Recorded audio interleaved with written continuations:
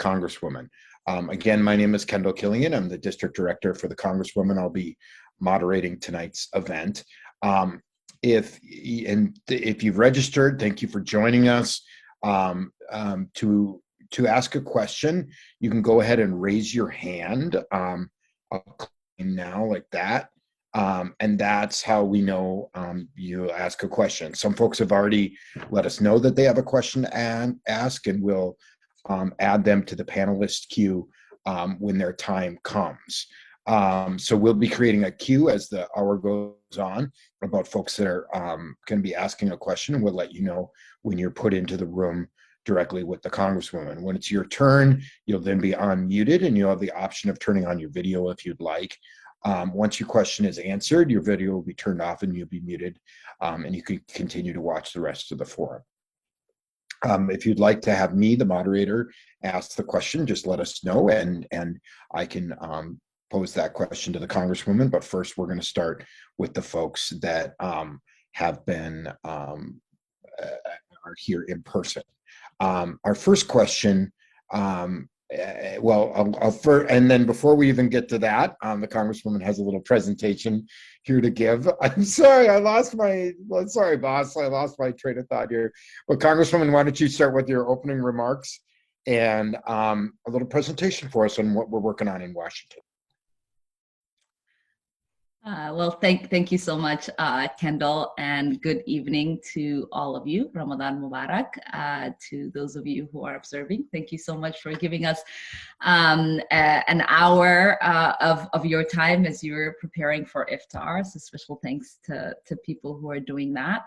I know that it's been a very challenging couple of weeks, so that's why Kendall is exhausted. So just really grateful to him and his leadership and the leadership of our whole staff who have been holding it together as our district and our country moves through the challenges of not just constantly dealing with some of the police brutality stuff that we've been dealing with, but the unrest that has followed and the devastations that it has caused a lot of our communities, and the unearthed traumas that so many of our constituents are dealing with.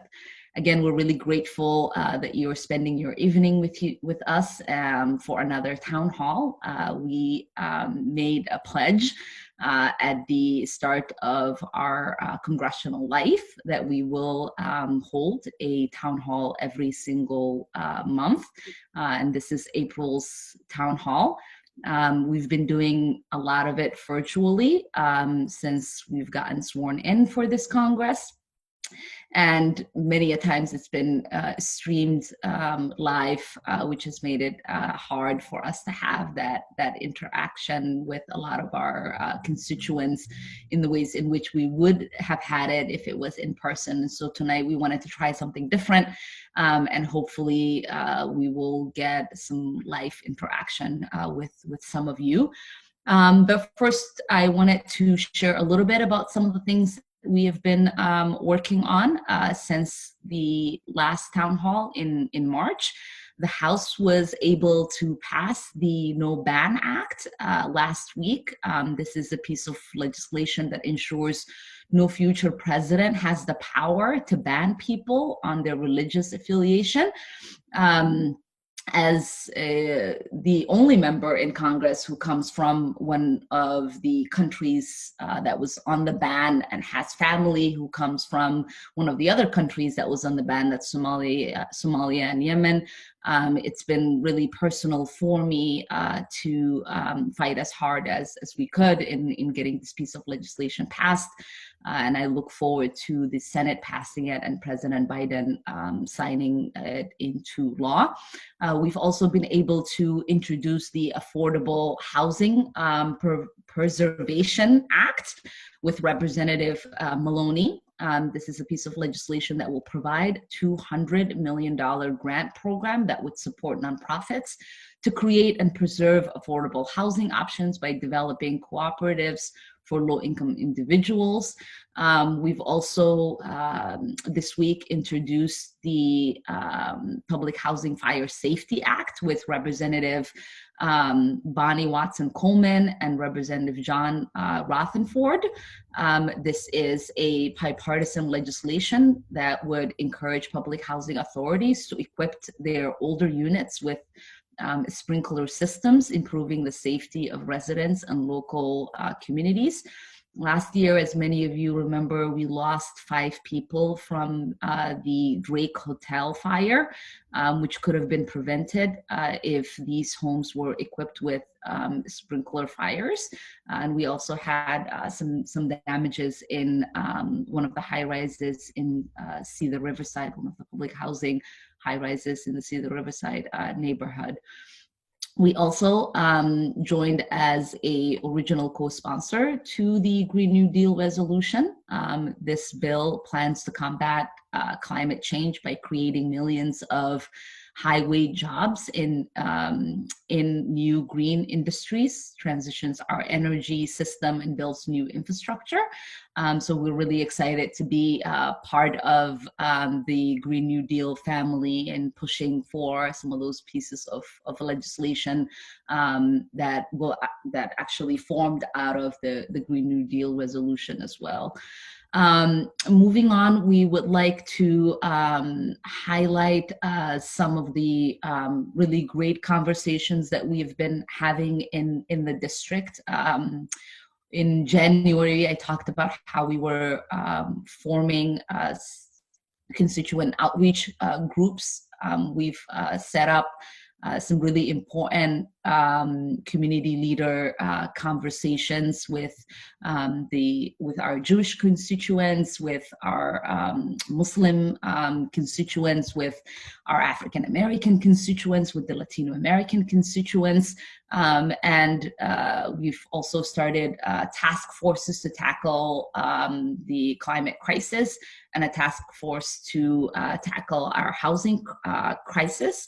And it's been really exciting to see really good conversations come out of those task forces and constituent roundtables that we've been leading. I'm sure I left some out, but it's been really cumbersome to be able to do that. I wanted to provide you all with some resources. As of March 30th, all Minnesotans over the age of 16 are eligible to receive COVID-19 vaccine. My oldest child, my daughter, who's 18, was part of the people who took advantage of that, and she's fully vaccinated. So we're encouraging everyone that is above the age of 16 to register and get vaccinated. The Minnesota Department of Health has launched the Vaccine Connector, which is something that you can utilize for yourself or others to be able to be alerted when vaccines are available in your community, and to be able to make an appointment as well. We have introduced a slew of criminal justice bills, and we'd like to present those to you all. Hannah, do you have the slides up?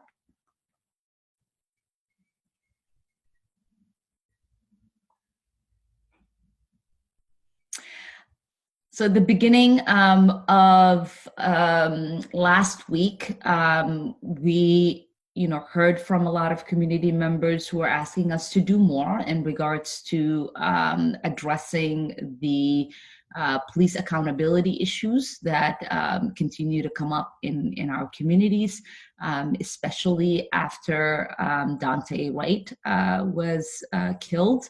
And so we introduced 3 pieces of legislation in regards to police accountability. Our first bill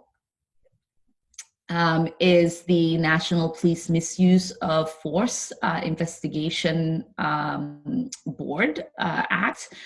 This is a legislation that will create a federal agency that is independent and outside of law enforcement. It will have the ability to investigate police killings, in custody deaths, and major use of force. And the one thing that is really significant about this piece of legislation is the fact that the findings of this board could be admissible in court, that they will be able to make recommendations. And if these agencies don't take significant steps in implementing some of the recommendations that the board puts forth, they risk losing their federal grants. And so we are pushing for this in hopes that it will be incorporated into some of the reform conversations that are happening right now. We've had protests for over a year now in our communities, and we've seen the police really aggressively respond to dissent. They, in many cases, have violated people's constitutional rights to assemble. And so we put a piece of legislation together called Protecting Our Protesters Act. We are hoping that this is a piece of legislation that creates real consequences so that police are not violating people's rights. And as many of you know, police violence is not uniquely American, and it's certainly not uniquely Minnesotan.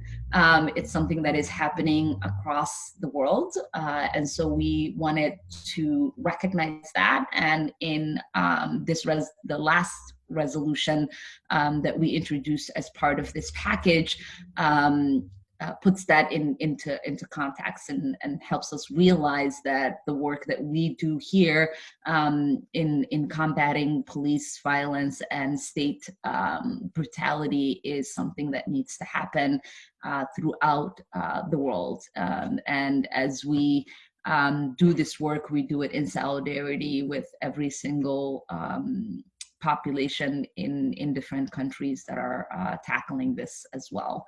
And so we hope that you all will join us in advocating for these pieces of legislation, and hopefully it will get us closer to there being real accountability in regards to how policing is done in this country, and it will bring us a step closer to having a justice system and a criminal justice system that really sees the humanity of all and is functioning to protect all of us.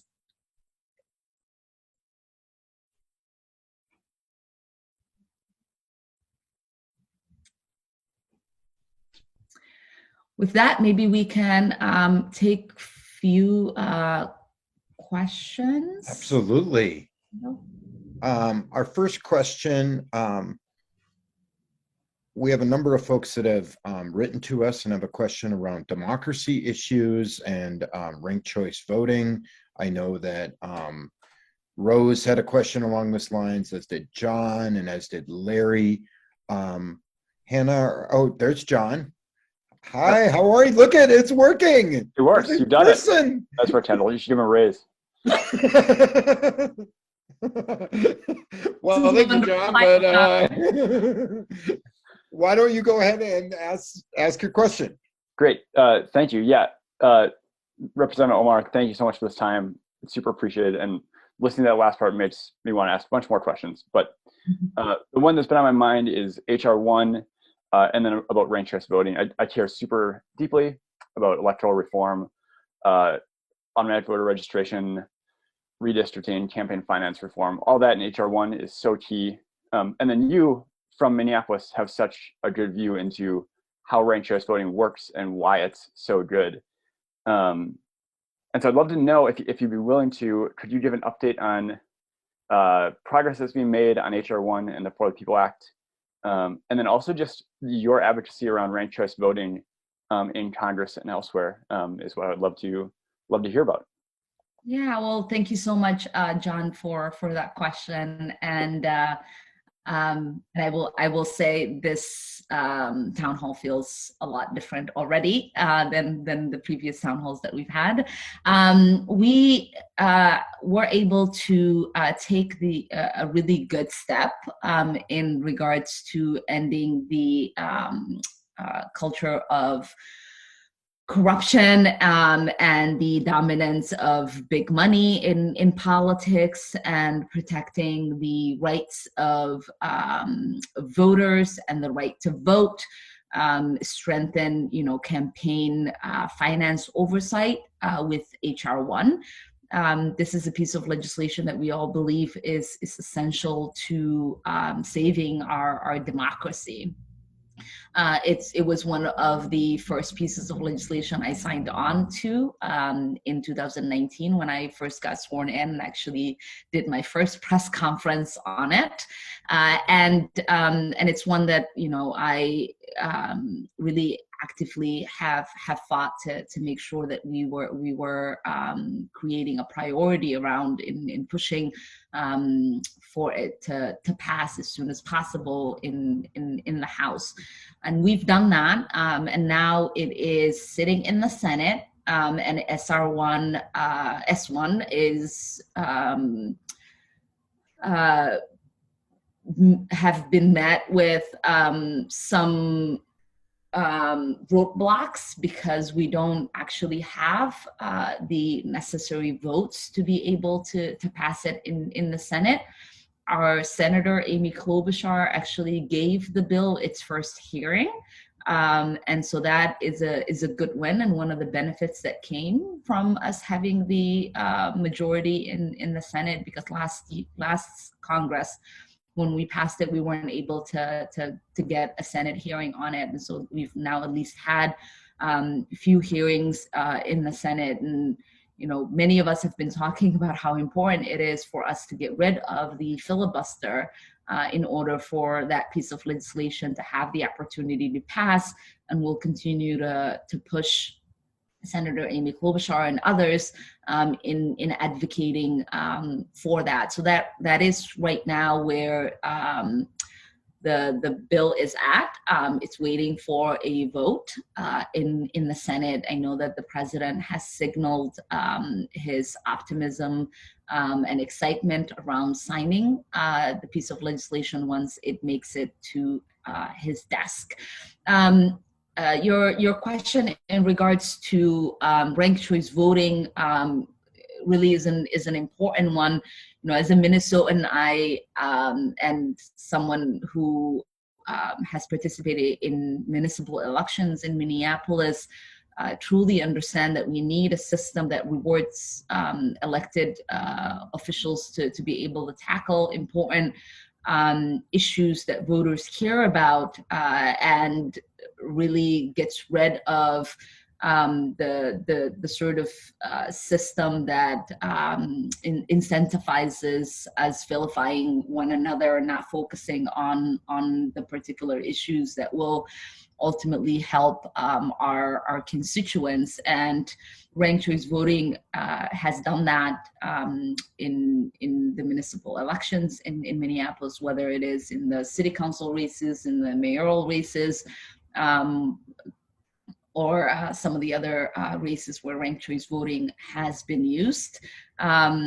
And I continue to be an advocate for that. I helped carry a piece of legislation when I was in the Minnesota House, and actively talk to my colleagues in Congress about the beauty that is with ranked choice voting, and how that would ultimately really stabilize our elections and allow for people to be able to create coalitions, and not just focus on the competitive aspects of elections, but the uplifting of the voices of the people that we are seeking to represent and the issues we seek to tackle. Thank you, Congresswoman. Our next question comes from Mary O'Connor. Now we wait to see if Mary will join us.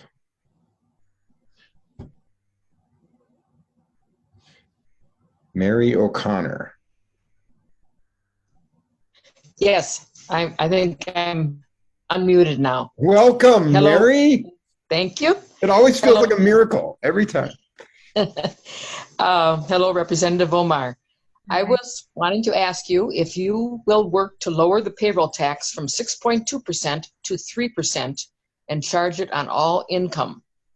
This will help individuals and businesses which make under $140,000.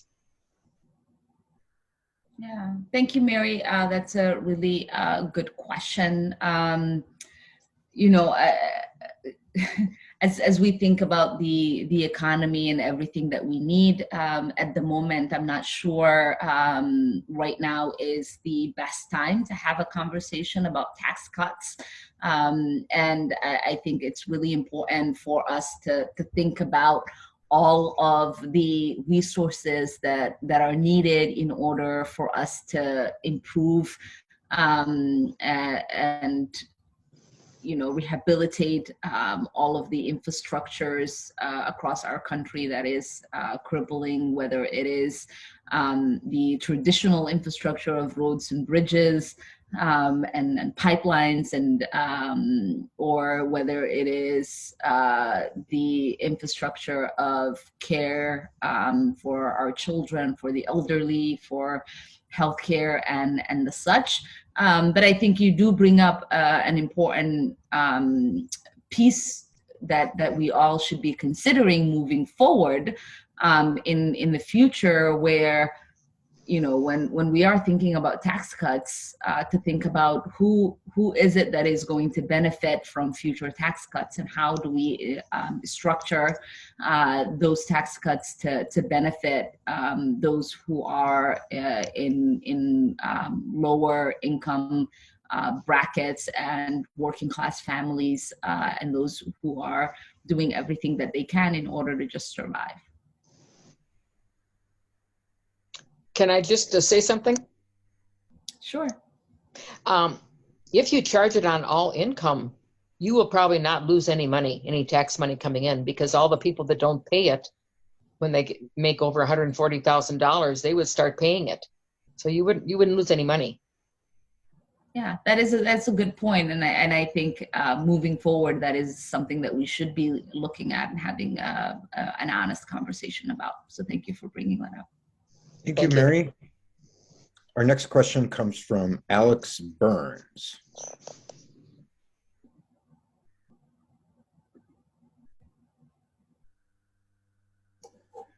All right. Alex, welcome. All right. Thank you. Hold on. I'm just going to pull up my question. Well, thank you, Kendall and Congresswoman Omar. I really appreciate the opportunity. My question is about an environmental justice issue that's happening in the district.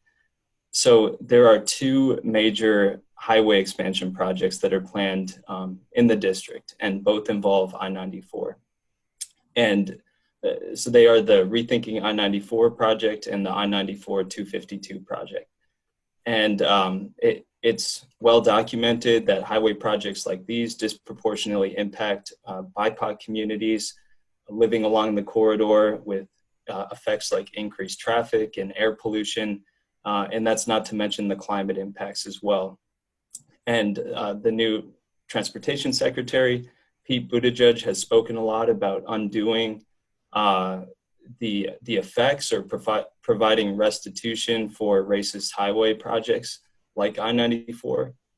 And I guess my question is, would you be supportive of extending that like restorative vision to I-94 here in the district and applying that lens to those projects?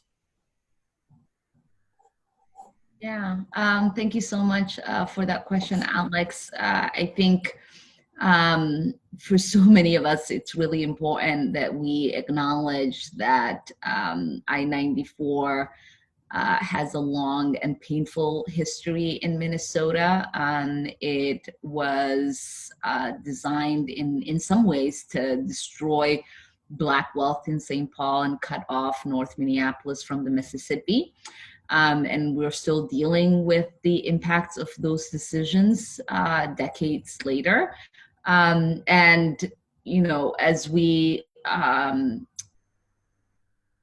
think about how the decisions that we are making today would reverberate through the next generation, we're going to need to take that responsibility seriously and be able to build an infrastructure for the next 100 years and not just for today. And so, there is a lot of conversations that are happening to think about ways to reduce congestion and pollution, and think truly about the local impact that it will have. And so we will continue to monitor that and advocate for that as well.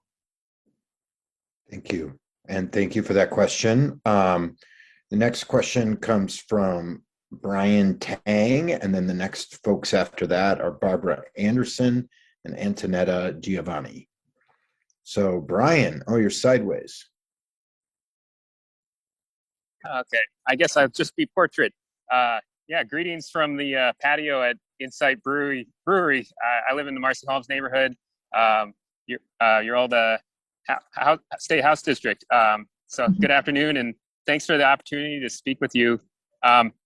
I think, like Alex, my question is on its face about the environment, but really it's about wondering how we can keep equity at the center of focus as we seek to address greenhouse gas emissions and climate change.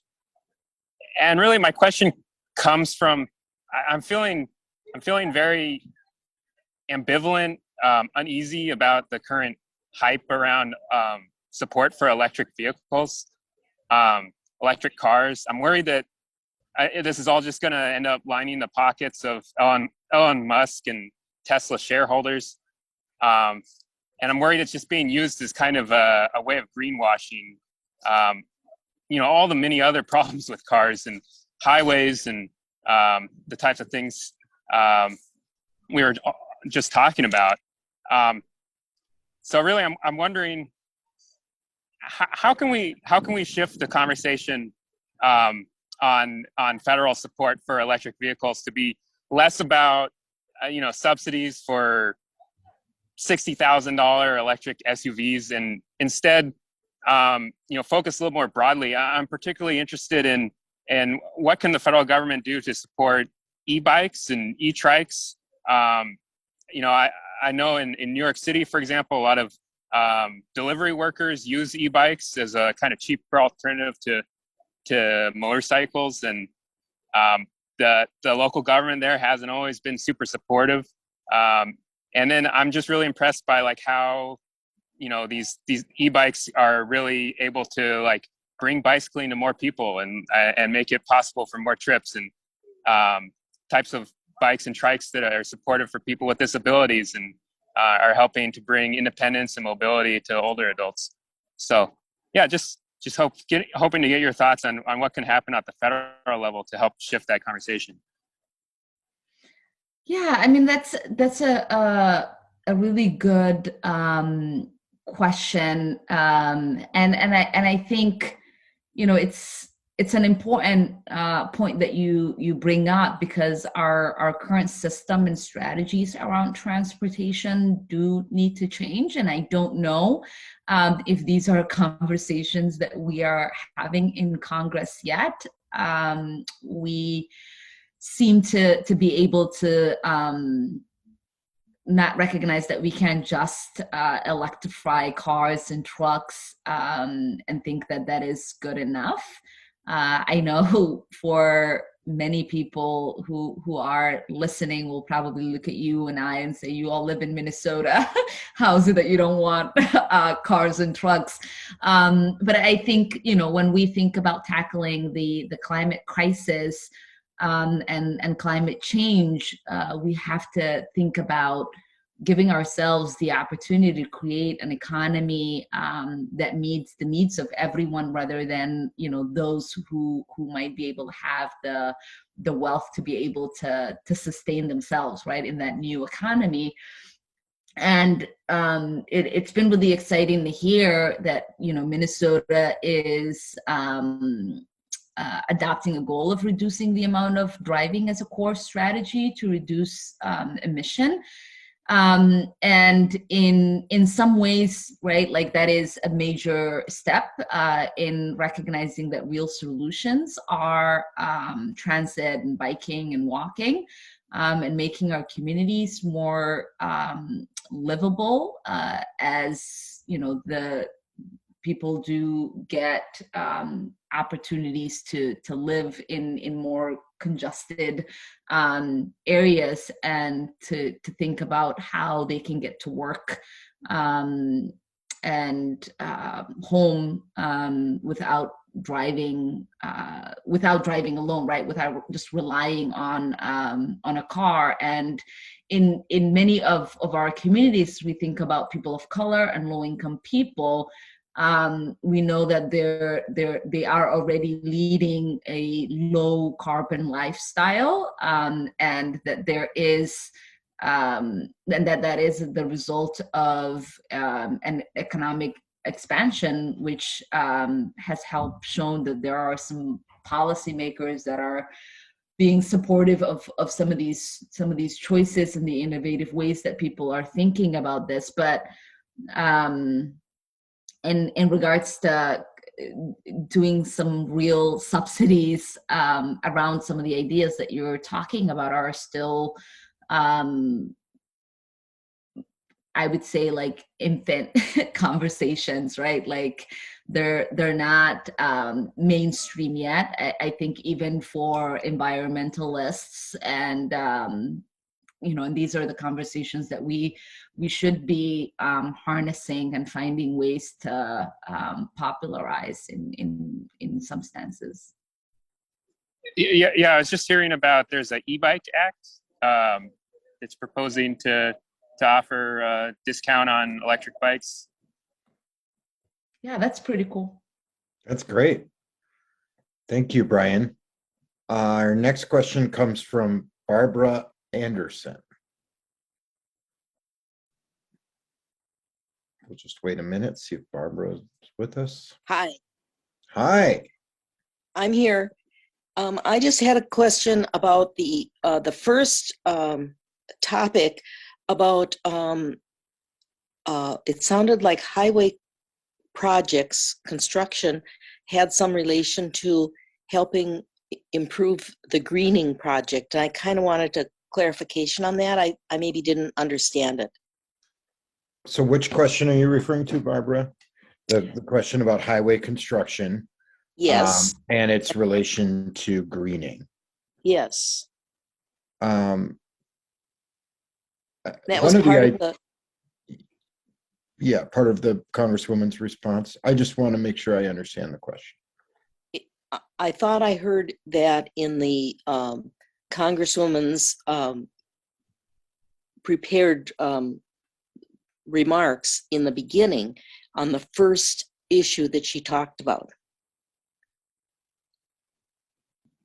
And I wondered, is that going to prepare the highways for electric vehicles, or is there some connection with that? I think maybe Barbara is talking about the Green New Deal, Congresswoman. Yeah. And I don't know if it's directly related to highways, but maybe Brian's question. Yeah, Congresswoman, do you want to? Alex's question, was it the I-94? No, it was at the beginning when you talked about the projects that you had been working on. The first one. Yeah. Oh. I didn't say I was working on a project in greening highways. I think. Okay. Yeah. Congresswoman, you could talk a little bit about capping and the land bridges and proposals and things like that.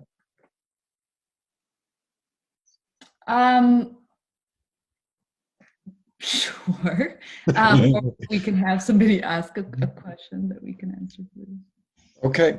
Our next question comes from Antonetta Giovanni. Yeah. Are you with us? Yeah, I will quickly say, I think even to Alex's point earlier, maybe I should have added that, Kendall. I think that as we think about, right, like what does it take for us to undo some of the damages that have been caused by some of the constructions of Highway 94, I-94 and others, and the ways that it's divided communities, creating land bridges and finding ways to reconnect some of those communities is a possible path forward. And I know that my colleague is, my twin sister, Betty McCollum in St. Paul, is thinking about doing one in the Rondo neighborhood. We've been thinking about one in the Riverside Seward neighborhood. And so there are a lot of, even in North Minneapolis, there's a lot of conversations that have happened, and we continue to explore those options and look for resources there. Excellent. Thank you. Antonetta, what a background. Did I pronounce your name correctly? Unmute. Yeah, Yes, now we can hear you. Thank you. Hello, panelists. Hello, Congresswoman. Thank you for the opportunity. Good to see you again. This picture was done years back when you first ran, 2018 was it? And I just met you at that time. So my name is Antonetta Giovanni. I live in Minneapolis. I am a home care worker and a member of SEIU Healthcare Minnesota. The pandemic made it so hard to find PCA that can help my son with disability. That was challenging because obviously, one, for COVID reasons, and two, not having livable wages for PCA. As you know, home care worker and the job is undervalued, overlooked for a long time. The Biden home care is coming through when it is needed the most, and it is the only solution that can resolve some of home care crisis. I'm very excited that the American Jobs Plan invested $400 billion in home care for the elderly and disabled. Thank you. I want to take this opportunity to thank you for signing the Representative Dingel's letter of support for that proposal. We know you are a champion of home care worker, and we can make a difference if we come together to address this challenging issue. The Biden home care plan will make a big difference in my life. It will help me find a PCA worker to assist my son who is disabled and depend on home care. So many home care workers like me will be able to afford the high cost of living in the cities. Thanks again for your support. Other SEIU home care workers would like to share their stories with you too. And my question will be, could we work with your staff to schedule a meeting with you so you can hear from other first-hand from other home care workers and parents like me? So I want to thank you for the opportunity, and I look forward to meet you again, and Ramadan Kareem. Yeah. Ramadan Kareem to you. Well, thank you really for that question. Many people don't know, but I really acutely understand the benefits of home care workers and what it means to the infrastructure of caring for our elders and those who are disabled and who are in need of care in many ways. In our communities, I served as a PCA for my grandfather temporarily for a bit, and he, utilized that program for a really long time, and it allowed him to stay in his home and be independent, and not go into a care facility, and so that is something that is personally understood by me, something that I advocate for highly. And to your question, it's a yes. We would love to have you all and hear directly from you, whether it is meeting with me or meeting with our staff in Minneapolis or in DC.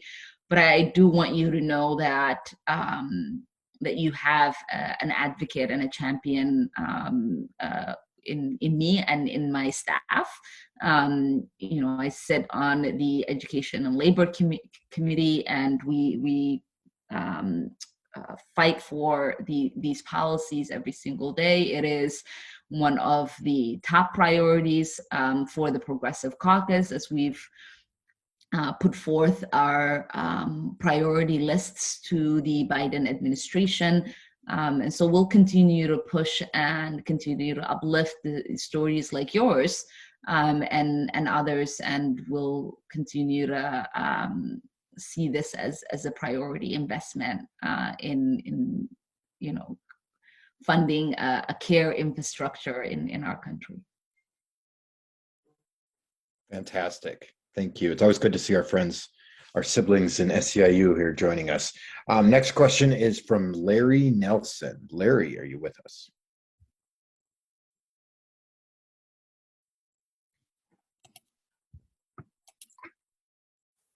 If this did work, I hope.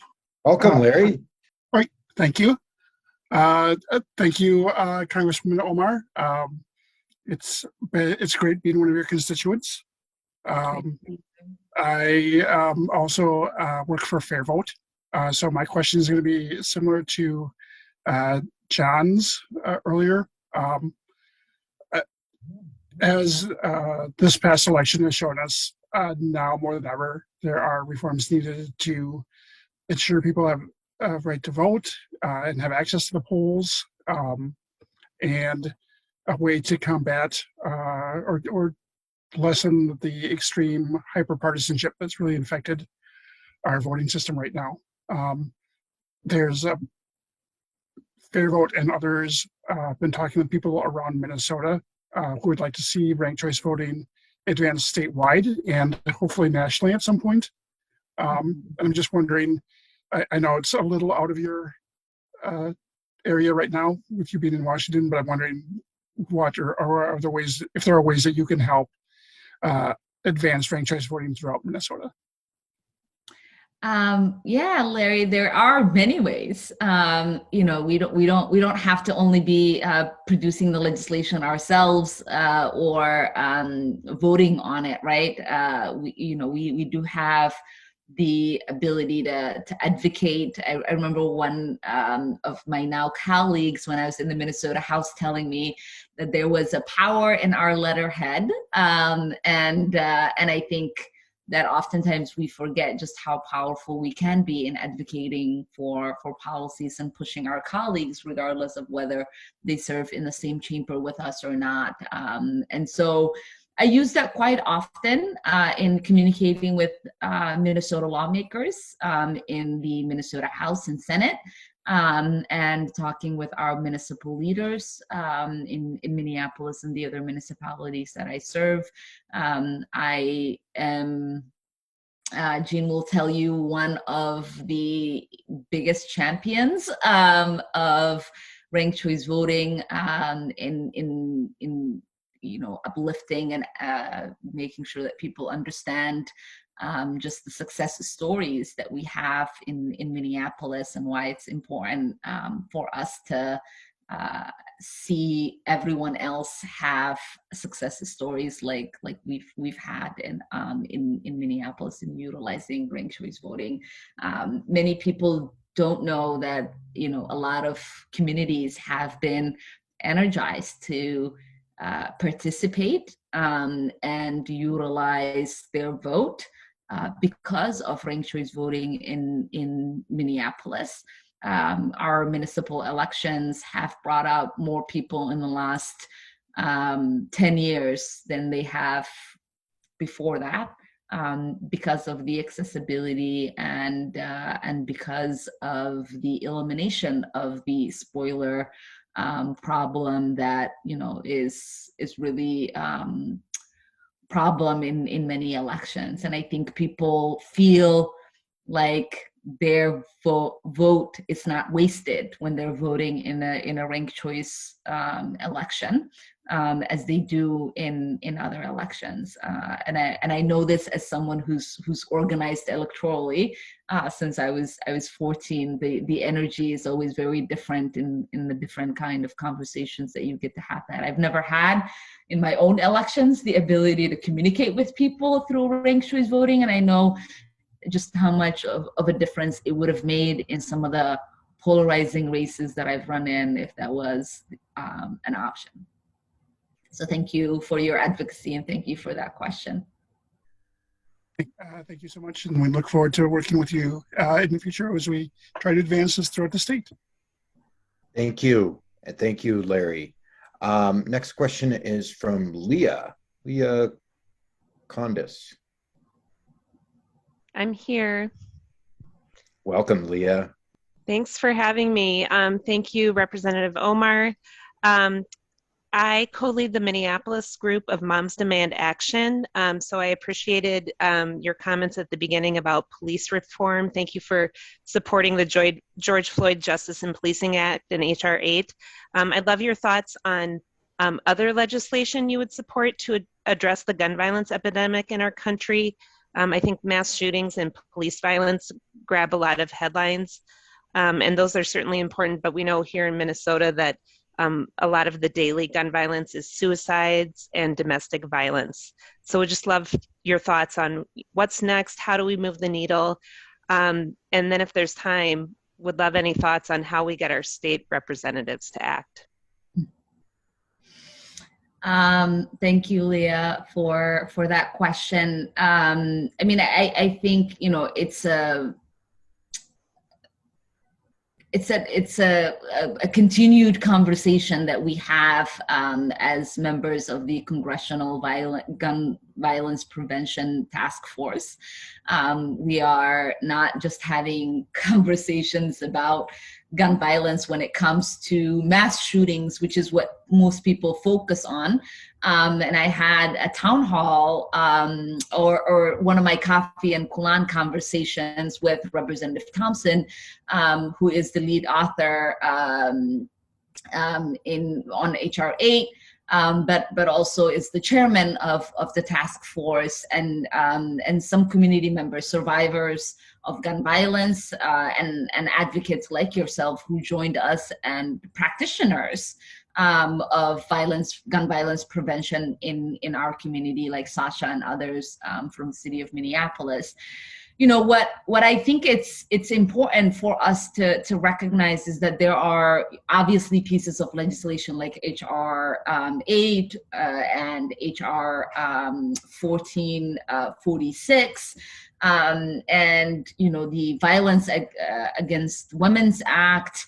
There are obviously funding and resources that we advocate for and have put forth in addressing mental health issues and isolation and disconnection that, you know, many of our young people and others deal with in communities.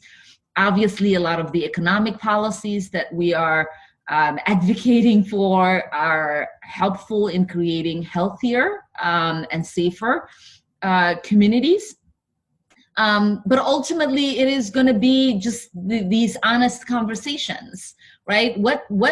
Where does gun violence come from, and how do we not stop that conversation because so many people think as soon as you start talking about guns, you're against their Second, Amendment rights. As someone who doesn't care much for guns, I certainly don't want people's right to own a firearm taken away.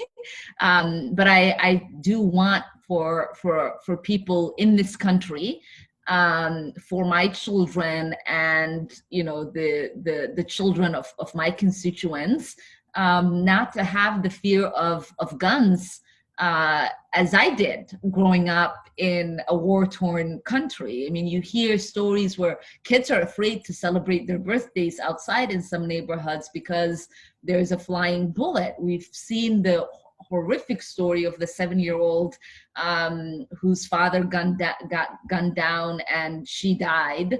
I'm not sure if her father also passed away or not. Like that story should not be the story that happens in the United States of America, right? And I think, for a lot of people, for my colleagues on the other side of the aisle, they sadly, will point those things out to say, this is the only gun violence you should care about. Mass shootings shouldn't be a priority. Why aren't these priorities? They're all priorities. These are all, right? Our children, our neighbors, our friends, our parents, like they're people that we should care about and whose lives we should worry about and protect. And the amount of people that we lose to gun violence, whether it is intentional or accidental in this country, is just horrendous. And something that we can't just do it with policy. It's got to happen with conversation and societal shifts, and an end to the glorification of gun violence in the media and in our movies, in our shows. And it just as a mother, it's horrifying to see what people go through and the level of normalization that our kids are subjected to at a young age through different mediums, and I know I can co-sponsor or author a slew of pieces of legislation. And yes, they are going to be helpful, but if as a society we don't ultimately make the decision that it is important for us to save ourselves and our loved ones and those who we build community with, then nothing will change. Thank you. Thank you. Next question comes from Farhia Boodle. Farhia?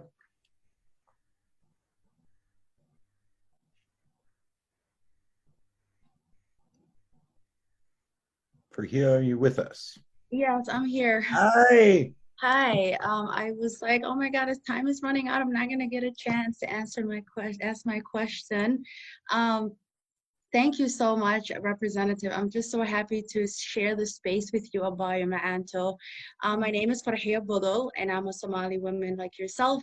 I am also in long-term recovery. What this means to me is I get to be the amazing mom that my children deserve to have in their life.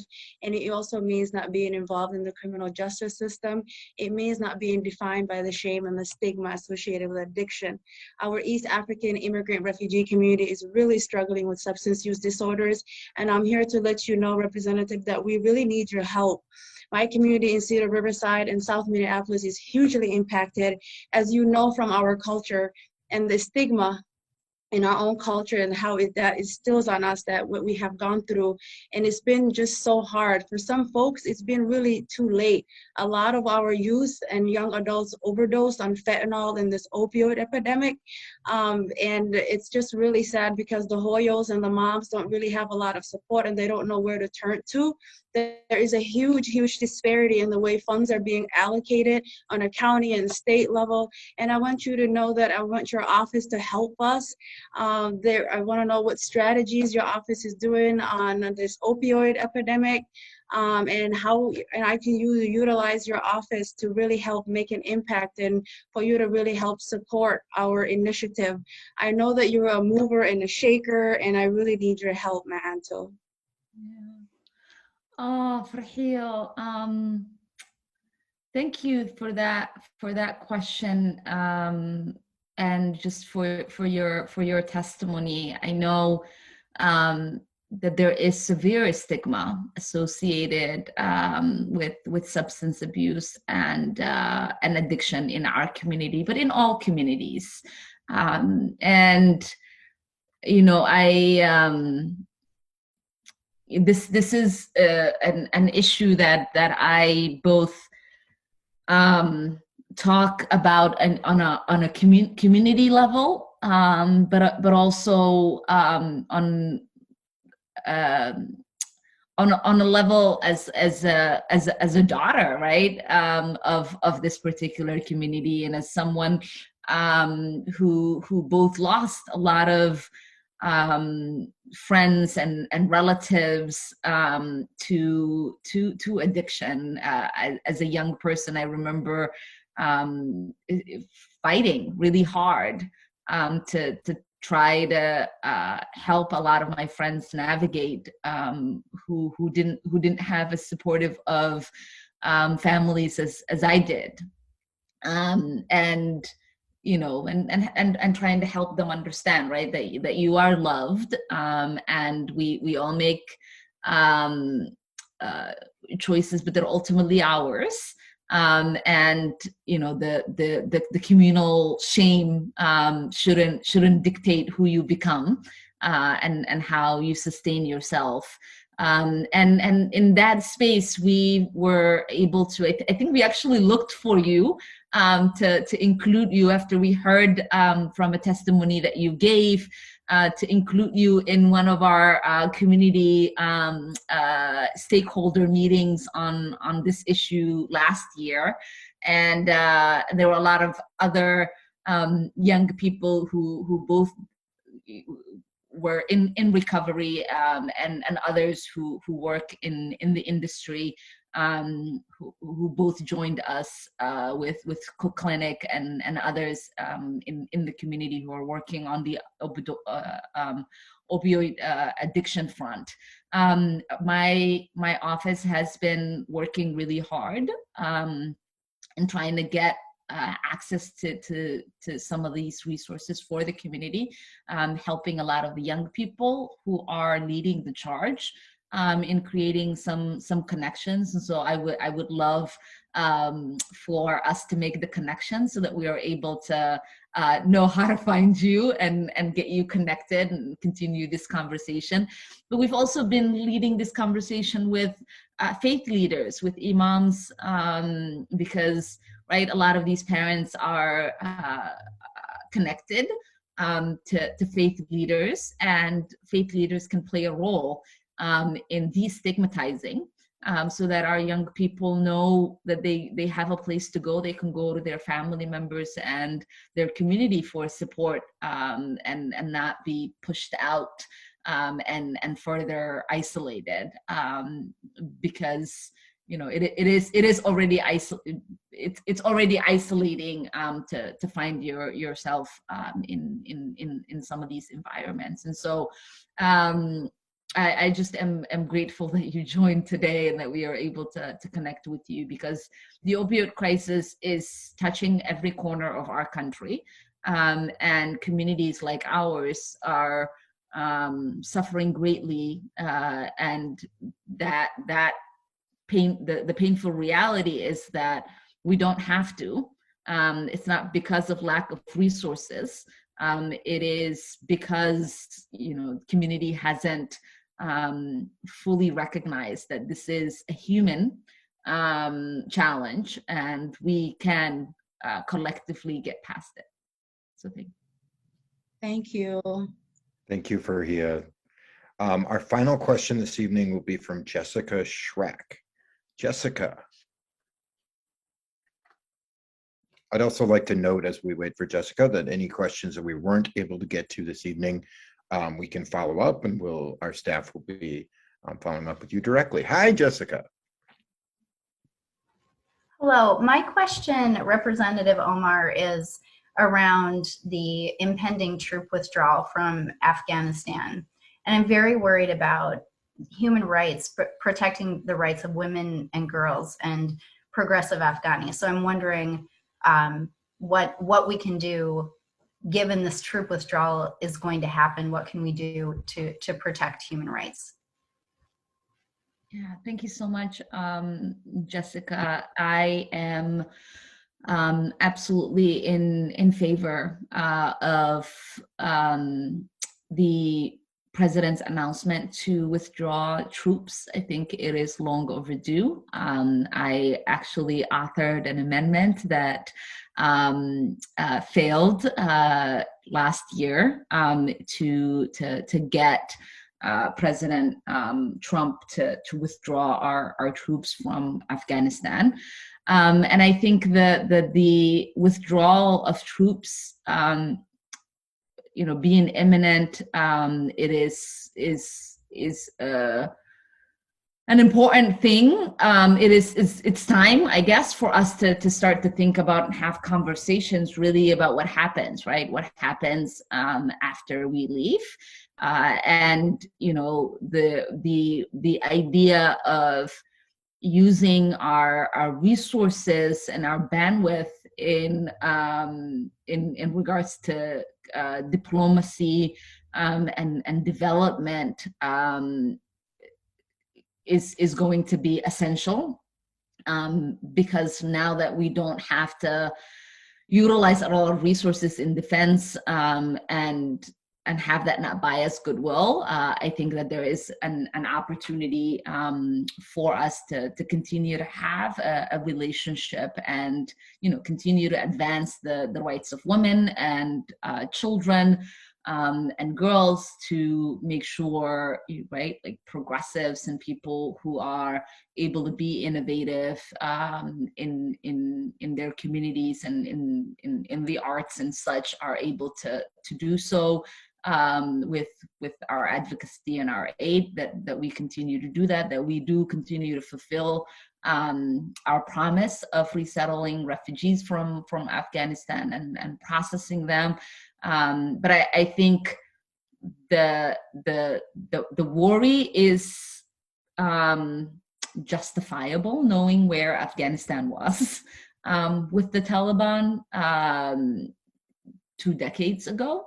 But it's going to be really important for us to trust that the progress that we have made in the negotiated path forward will be maintained. And we are now going to be in the process of not just saving lives of Afghanis that would be lost if we continue to be there, but we'll also save lives of our troops if we continue to be there. And so I think it is a positive step, and one that we should all be applauding. But it's going to be really important for us to stay engaged and continue to advocate for a stable Afghanistan where human rights are protected and uplifted. Yep. Thank you, Jessica. And thank you, Congresswoman. We did it. That was fun. Yeah, thank you. Thank you to everyone that asked questions. As we said earlier, whoever, if we were not able to get to your question, please send it to us and we will provide a response.